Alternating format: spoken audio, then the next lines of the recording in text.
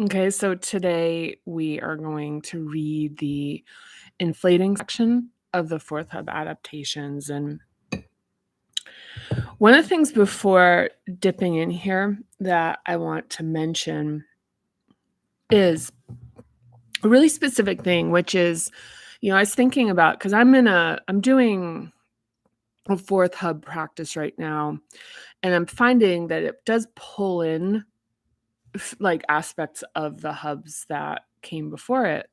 And I think that the reason I want to bring this up right now is that in order to, you can see Luke in the background there, just like the idea that that you'd need to master each hub before proceeding to the next one. That the way I look at it is it's just more an ordering principle that as like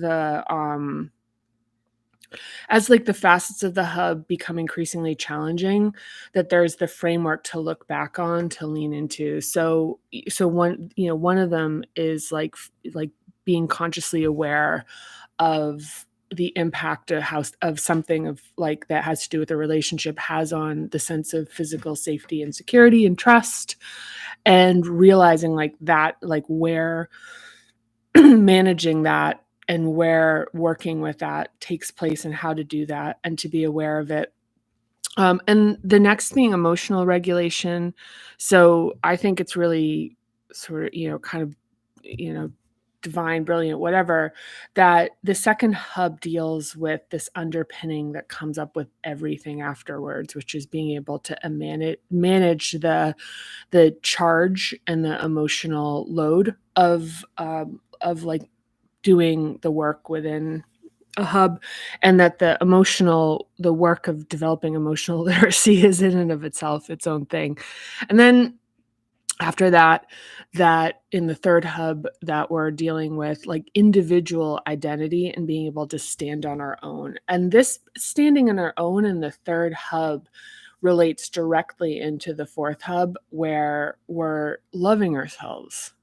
So this is about creating the same type of like affection and adoration for ourselves that we would like to receive from other people, that we'd like to give to other people, but to have that sort of type of like cherished captivation for ourselves that starts with actually being able to like to feel our individuation and the aspect of our individual identity in the third hub. And I think one of the things that's interesting is like it's a misnomer often, like that they really love themselves thing when somebody is I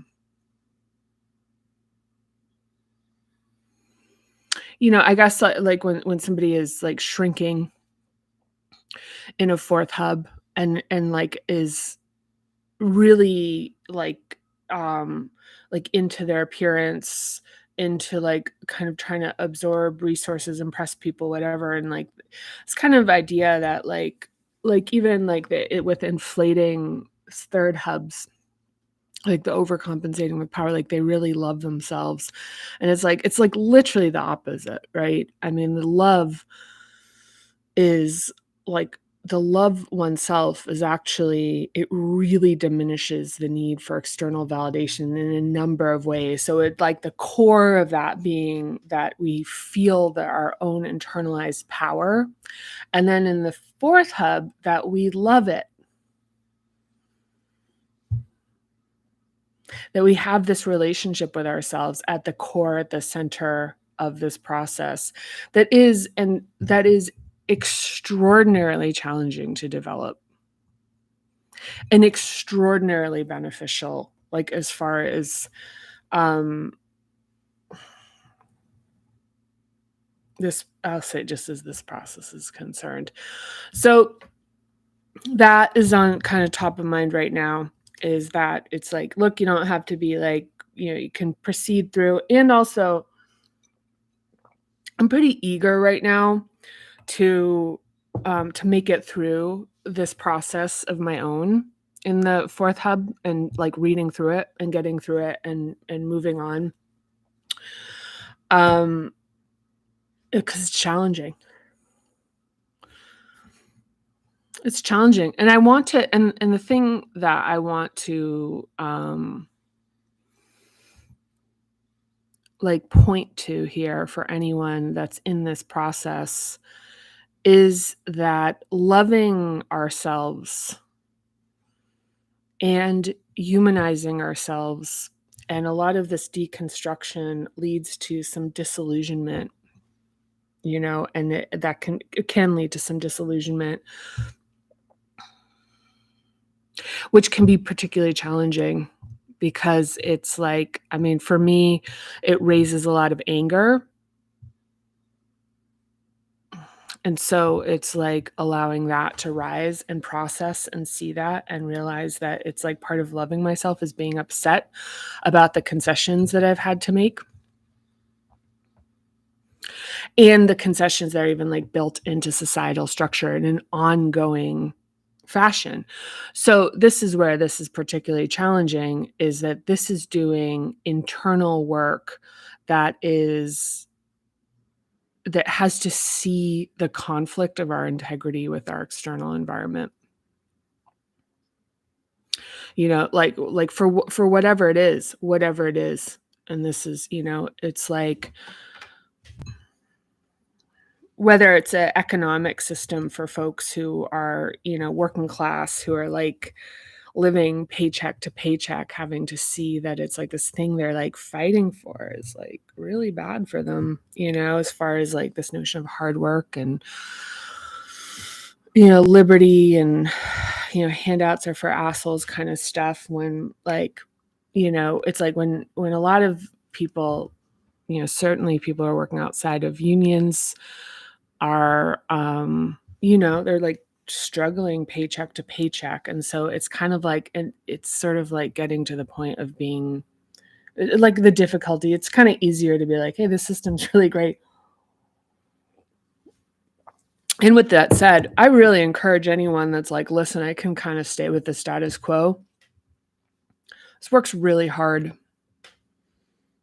And this is one of the things about the fourth cub, I think also that I'm eager to like move out of is the nature of what arises in it is really loaded. It's political, it's economic, it's class, but it's like, you know, yeah.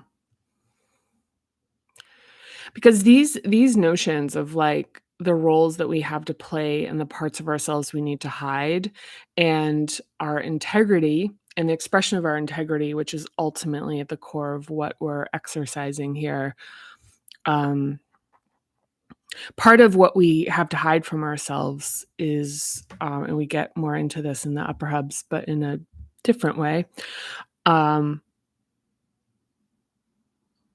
is like what we hide from ourselves about the realities of our lives to protect ourselves for those of us who can, who have like, like the social positioning to be able to do that. Um and yeah, and so one of the things that's like, and I just want to put like an asterisk with this, like one of the reasons that I'm like um being like a little bit vague with this and not like diving into this wholeheartedly is because I'm talking to nobody right now. Like, I mean, you're watching this in the future. I don't know who I'm talking to, and this is personal. So I also like this is also something just I encourage in terms of like your own practice is like the guarding the part that is just for you. Like that's part of the relationship with the self is that like everything about your own process is not for public consumption. I actually, I take a lot of pictures of what I see, when I'm like walking around Boston or wherever, and I'll post them on Instagram. And so part of my process with the practice that I've been doing in the last couple, like especially the last week, has really been about this is just for me. So it's doing things and being like going deeper into the moment without taking a picture of it and posting it somewhere or showing it somebody or sending it or texting it or whatever. It's like, this is just for me. This is sitting in a cafe and like savoring it and looking around and feeling it and and the places like just everything that I'm doing is being like really leaning into this, like, this is mine. So, yeah. And what I do wanna say is that in like whatever sort of like future iterations this leans into where there's actually discussion, I wouldn't shy away from what I have to say about certain things, but there's something about even like a layer of intimacy in that if I'm talking with people that I can like actually kind of like talk to, yeah, that part matters to me. That's the contextualizing of it, and that's also, yeah. So, yeah, if you know me in my personal life, you know that I have strong opinions. Here I don't. Sometimes I kind of like cut the power off before I blast into them. Yeah, and that's for me, and that's for my own level of just sort of protection of like the part of myself that is mine. And the decision, very fourth hub, the decision of who's allowed into that, imperfect as that is in terms of like sort of an explanation, it's matches up as closely as I can with like what the internal state is of this. So I'm going to read, let's see, I have to check on time. Okay, I've got time. We've got time. I'm going to read from the inflating fourth hub. And yeah, I know. It's like this, and then we've got the holding patterns, and then we're in techniques and exercises. I'm really looking forward to the techniques and exercises here. They're really nice. It kind of feels exciting to be getting through this chapter. It's been really, like, my practice in this, it's someday, like, I'll talk more about what I'm doing right now because it's beyond the scope of this book with deepening my practice in this. And a lot of why that I think is like kind of worth mentioning is that um I just have more of an understanding of like where this can go and how to, and as I'm experiencing it, learning sort of the twists and turns and the stumbles, like the places where you can kind of like save some, I guess, like time almost in states that are like excruciating.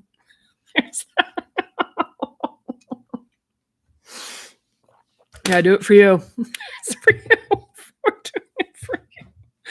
All right. So my ear is a little clogged up. Maybe I should call the doctor. All right. Okay. So if you're ready or not, here I come. So inflating. And look, one of the things too, just about these adaptations, this is, I talked about this in the reading yesterday, is that these are really more for contemplation in terms of just like feeling out our own behaviors and also like the like understanding the space a little bit more in terms of like how it tends to manifest as like behaviors. But take it, use it as like use it as a point of contemplation, not as like a sort of rigid classification system, or at least that's what I encourage you to do. Do what feels right to you, even if that's the rigid classification system. See how that works. Report back. So, okay, inflating. So the inflated adaptation has also been hurt, but is like an anxious attachment style, believing they must win love and connection by constantly proving themselves through exhausting, relentless labor. The feeling of being needed creates a sense of security, and they often require near constant validation that a relationship or connection needs them. This adaptation often tries to lock down relationships by becoming indispensable. It's incomprehensible to them that their presence and existence alone can be enough.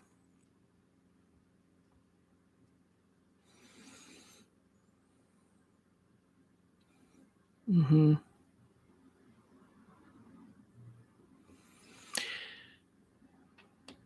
Yeah. And this is how, so, in terms of this practice here, like what like the thing is to really experience delight in yourself, to find those moments. And I would even say that this is a good journaling practice for this would be, or processing practice around this is like really cataloging the things about yourself that you like love and like and admire. And if you have a hard time doing it yourself, ask some people that you trust. Say, "Hey, I'm doing an exercise right now. I want to really like lean into and emphasize my positive attributes, my positive qualities. I really want to like enhance my feeling and my sense of that. So tell me, like, when you think of me, what are my greatest strengths?"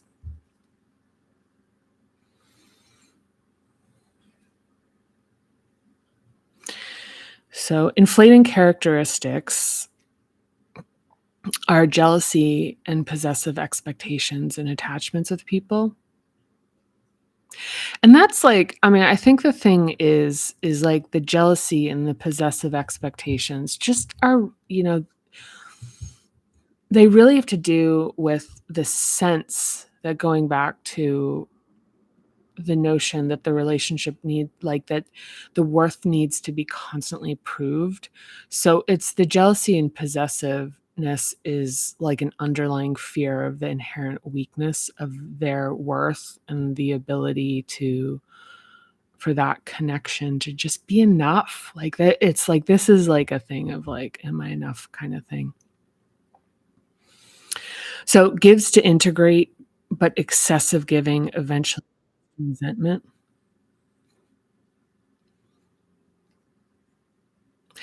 Gives to ingratiate. Ingratiate, yeah, with but excessive giving eventually leads to resentment. Yeah, and this can be tricky because, like, the excessive giving, like, soothes a short term. Like, this is the person that's like, "I'm gonna do the birthday party. I'm gonna bake the cupcakes. I'm gonna, let me get that, let me get that, let me get that." And that immediate hit solves for this issue of, like, I'm doing the work to be worth this, but there's an underlying integrity that like really can feel the need to receive, and it's not being, it'll the presentation of not expressing that, like just always appearing like the person who has it under control, the person that has like so much to give, like the person is just, like, don't worry about it, like, and then so there's also an appearance of it, sort of being, like, easy and effortless and, like, really enjoyed, and even sometimes a rejection of attempts to reciprocate. It's complex, like, all of these things have, like, complexities to them, but so and this is the thing where it's like patching, the thing about, like, if it's like whack-a-mole where it's like, "Yeah, but I can't." The underlying kind of, I think this is the thing where when people say like, "I am enough," is what is like the underlying thing with this particular adaptation, has just occurred to me with this, is that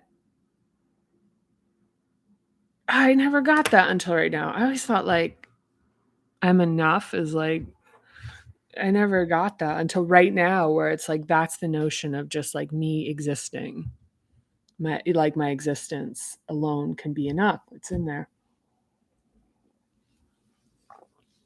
Yeah. So, believes love is hard because it requires a near constant fight to keep it alive. Is a people pleaser, aware of who they think people want them to be, likely to conform. And this is interesting because you can get a dichotomy here. The people pleaser, aware of who they think people want them to be, and likely to conform. This is just all the behaviors that are like who I am at my core. And this goes back to like this third hub sense of individuation and power. And then in the fourth hub, what we're doing is we're loving that, is that it just keeps going back to being like this. It's that is like somehow wrong. It's not enough. It's just not enough. So it like needs fortification. It needs to like provide more to be of value. I'm really getting the thing. It's the first time I've ever understood the I am enough thing. Wow. Okay. But all of it is like, wants to please people because it's like if me, myself, and my needs are, put me at a deficit, aware of who they think people want them to be, which is like, I can't be myself because that's like, and likely to conform is like the thing about like the parts of ourselves that we hide to fit in. So loses its sense of self in relationships, becomes clingy and anxious. It can be. I mean, all this stuff, it's like this is like sounding like it's like, here's the list. It's like these are options. Like these are considerations for this adaptation that's missing here in terms of that clarification of just this is sort of a probability kind of blob. Some may resonate, some may not, kind of thing. So has weak to non-existent boundaries.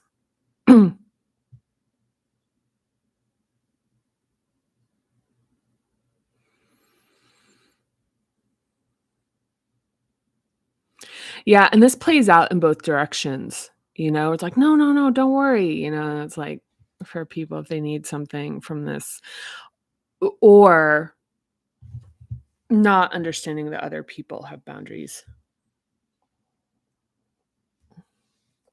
So struggles with receiving, needs to even the score and give back, tends towards codependency. So these are relationships where you have like one person who's like extraordinary giver, one person who's an extraordinary receiver, versus each housing both, um, you know, believes one must constantly earn love through labor. Mm. So the inflating adaptation expresses itself with a strategy resembling. Oh, I did get. There's like some typos in here, and so I'm gonna start from the top here. The inflating adaptation expresses itself with a strategy resembling an offensive line, pushing relationships down the field, sometimes with demanding, possessive, and highly charged behavior that initially can be exciting for others. The inflating adaptation lacks boundaries, craves love, and struggles to understand why people are overwhelmed with the excessive acts of generosity. Shayla, called the mama bear, in her friend group was fiercely protective and highly involved in her friends' lives. She often volunteered to take responsibilities off their plates, even when she felt like she was drowning in her already packed schedule. An inflating adaptation tends to believe if they become indispensable to others, people will not be able to live without them. This belief can lead to smothering. But because the inflated person generally isn't aware of the adaptation, eventually they experience imbalance of effort as rejection and disrespect. Yeah, I mean, this is the thing that I mentioned earlier. This can lead to an emotional explosion, and friends can feel blindsided by the generous friend who insists that nothing is needed in return, suddenly going nuclear or distant. Shayla told me that she was embarrassed by how angry she became when a friend was unavailable to help with an urgent project. I thought, I never ask for anything, and the one time I need something, nobody is there for me.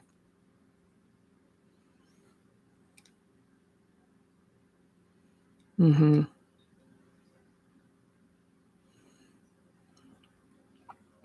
So the inflating adaptation tends to give surprise gifts just because and feels slighted by connections friends share with others.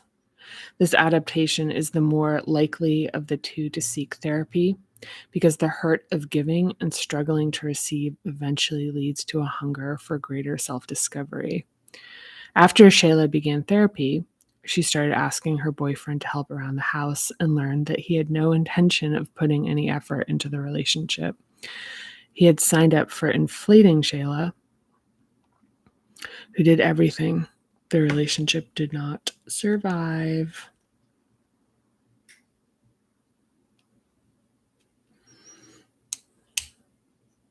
Yeah. Yeah, I mean, I think the thing is that even in reading these, I feel like reading this, there's like both of these, the inflating and shrinking in this chapter, had more of a tinge of judgment than I think I would want. So I'm going to make a note of that. And that's like the author's that's about the author. That's the that's the included autobiographical aspect of this, of it not, of my own process in this. And even what I'm going through right now in terms of doing a fourth hub practice is it's for me clear to see where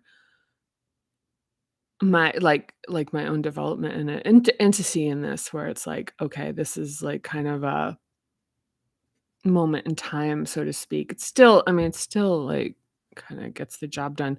But I do think that one of the things that's so missing in this is that at the core of both of these adaptations, it is a hunger for love, but specifically emanating from the ability to understand oneself as being just absolutely inherently lovable.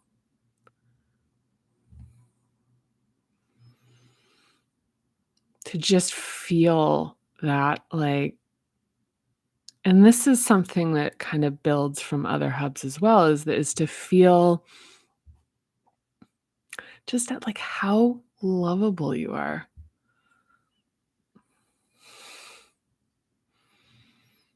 And, I think one of the things about the complexity of, or the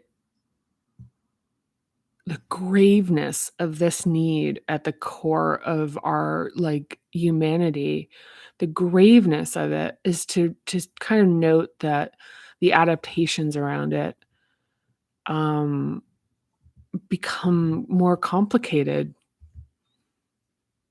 because the protection is so much more it's just it's the protection is so required in a very particular way that it's almost like, just building a wall. You need kind of like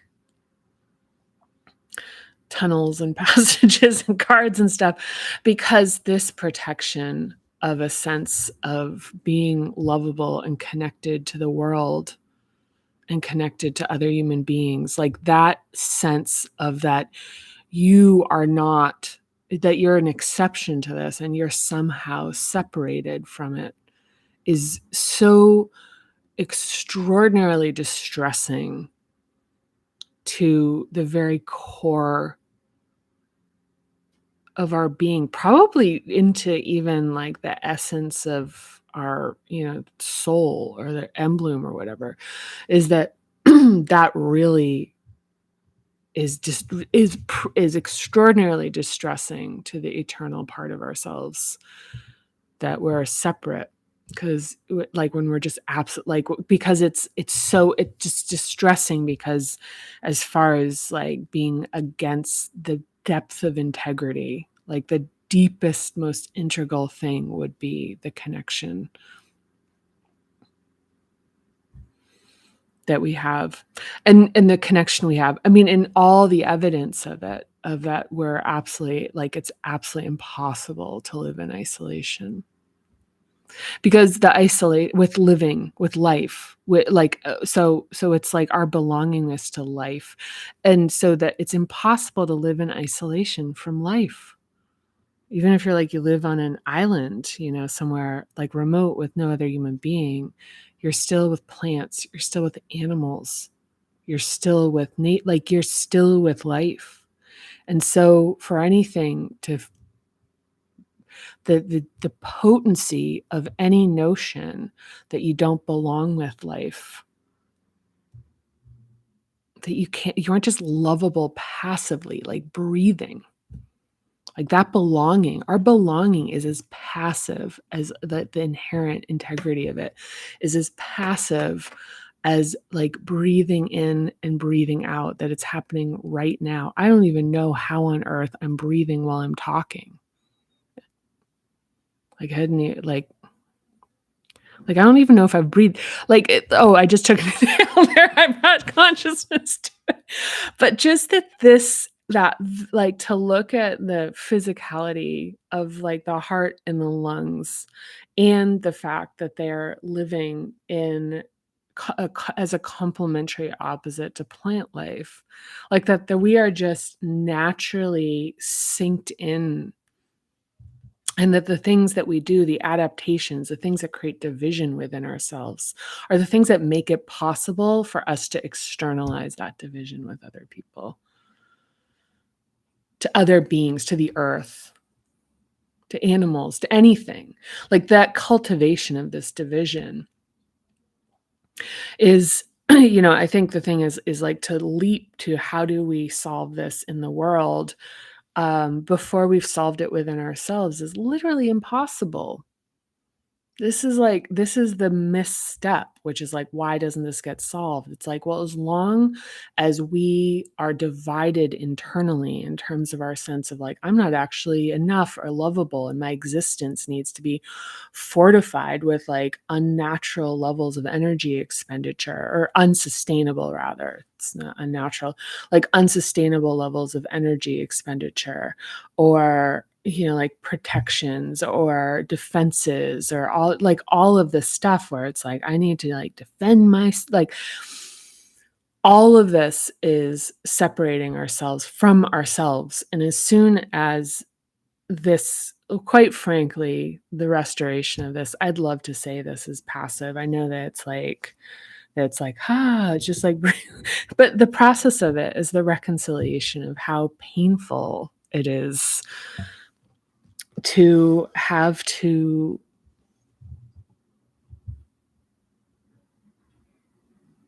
honor the pain of this separation. Ooh. That's a ding.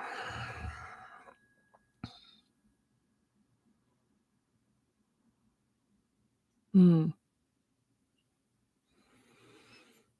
And I will say there's times where it feels very deep and infinite. I mean, look, for a woman to feel separated from her entirety by the notion that she needs to be pretty and sexy and desirable, to be anything. Like, that's a really painful notion to reconcile, and to, as far as saying like, this is something that I have had to um like live with as a notion, and to and just to like be able to be present for the hurt that has caused. Talk about like, in this hub we talk about bullies. and this is just top of mind because I saw a TikTok about it this morning, about men like rating women and then women internalizing that. So when they see another woman being rated, that what happens is they go, oh shoot. So they internalize kind of the nervousness of like knowing like that's a thing, that we're measured this way, and like, and then trying to guard against that. And that, in a way that also is like creates a thing where it's like, well, if she's degraded, that gives me an advantage. It just creates this real, like, this stuff is, and it's really sad. It's sad to reconcile. So like I think that one of the things that sometimes I get frustrated about is a lot of like popular culture stuff really presents this thing that this is like, it's this release that's like incredibly joyous, and it's like the release is actually, there's like, if you go into it further than like the beginner's taste of it, it's complicated. It involves disillusionment. And I will say though that there is a reconciling with this, and it's like when we're building this way where it's coming from the inside out, like that's the hope. That's the hope, is to be this embodied state of this, and to like be finding this in ourselves, so that we can be the lighthouse in the world in whatever way possible, to like make like, to first of all change the experience of our own lives first and foremost. By the way, that is enough. That's enough. And then radiating that outward, but first and foremost, this kind of thing where it's like everything's out there. Transform everything. This is transform everything. Yeah. So, I mean, look, as you might be, maybe is imaginable, is that these topics, they're a lot more loaded than anywhere else. Well, oh well, actually, I'll eat my words on that, in a particular way, in a very particular way. In the seventh hub, we were talking about like beliefs. That'll get interesting again too. Oh yeah, and then we get into biases in the sixth hub. Oh, sorry, just kidding. From here on out, no, it's this is actually, I think one of the things about this is like where this exists as a practice for me. The processing this is just woof. It's woof.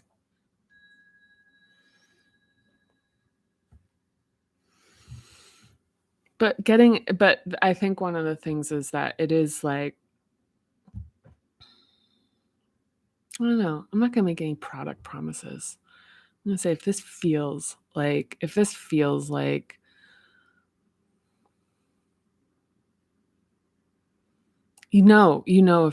the thing for you. I really, if this is the thing for you. I'm not gonna like you trusting the sense of following this. It's what I did. There's nobody that came there's nothing like I've patched together the thing of like where I've found inspiration. I'd encourage you to do the same thing as well. But in a way, this is really about following the sense to that there's like an integrity, that there's an innocence, that there's a truth, and tracing back to that root. Especially when it was like I couldn't find anything else to do it. So here we are. And I love you. And I'll see you next time. Do you want a little ding? Yeah. See you soon. Bye.